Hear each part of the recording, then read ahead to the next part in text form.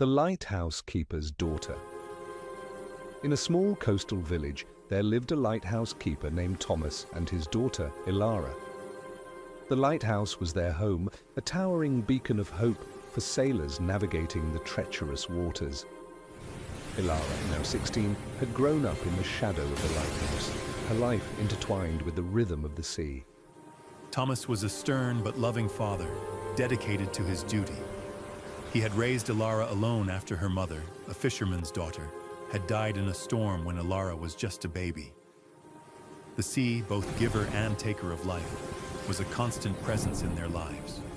One stormy autumn evening, as the wind howled and the waves crashed against the cliffs, a ship appeared on the horizon. It was a merchant vessel, struggling against the ferocious storm. Thomas immediately lit the lighthouse beacon, its golden light cutting through the darkness. Elara stood by his side, her heart pounding as she watched the ship fight for survival. But the storm was relentless, the ship's mast snapped, and it began to drift dangerously close to the jagged rocks. Thomas knew he had to act.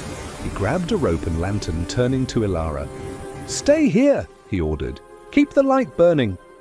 Elara watched in horror as her father descended the cliffside, determined to help the stranded sailors.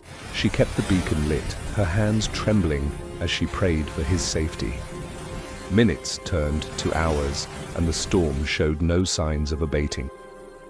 Suddenly, a deafening crash echoed through the night. Elara rushed to the window and saw the ship splintering against the rocks. Her father was nowhere to be seen. Panic surged through her as she grabbed a lantern and ran outside, calling his name. The wind and rain lashed at her as she stumbled down the cliff path. She found her father's lantern shattered on the rocks, its light extinguished. Her heart sank as she realized the truth. Thomas had been swept away by the merciless sea. Elara collapsed on the rocks, her cries lost in the roar of the storm. The lighthouse, now unmanned, began to dim as the oil ran low. Without its guiding light, another ship soon met the same fate as the first, crashing into the rock. Days later, the storm passed, and the village mourned the loss of Thomas and the sailors. Elara, now orphaned, was consumed by guilt and grief. She blamed herself for not being strong enough to keep the light burning, for not being able to save her father. The lighthouse stood silent, its beacon extinguished, a somber reminder of the tragedy.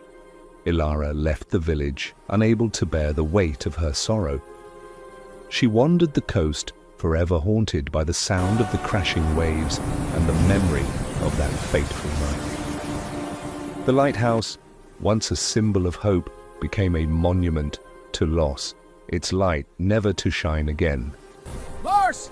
Take your boys and reef that foresail! I want it tied down tight! We're not racing, we're surviving!